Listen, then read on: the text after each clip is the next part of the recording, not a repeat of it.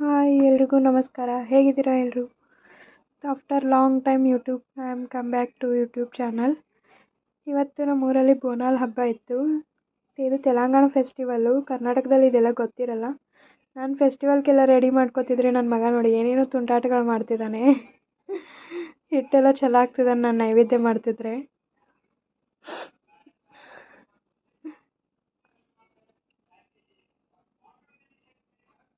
ತುಂಬಾ ತುಂಟ. ನನಗೊಂದು ಕೆಲಸ ಕೂಡ ಮಾಡೋದಕ್ಕೆ ಬಿಡಲ್ಲ ಅವನು.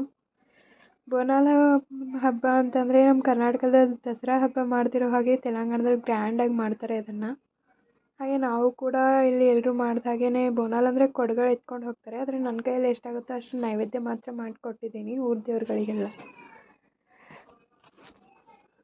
ಇದು ನಾವು ಮನೆಯಲ್ಲಿ ಮನೆ ದೇವ್ರಿಗೆ ಪೂಜೆ ಮಾಡಿದ್ವಿ. ಅದಾದಮೇಲೆ ನಾನು ನಮ್ಮ ಯಜಮಾನ್ರು ಮತ್ತು ನನ್ನ ಮಗ ಊರ ದೇವರಿಗೆಲ್ಲ ನೈವೇದ್ಯ ಕೊಡೋದಕ್ಕೆ ಹೋಗಿದ್ವಿ. ತೆಲುಗಿನಲ್ಲಿ ಬರೆದಿರೋದು. ಅದಾದಮೇಲೆ ನಮ್ಮ ಮನೆ ಮುಂದೆನೇ ಬೋನಾಲ್ ಹೋಗ್ತಾಯಿದ್ವಿ.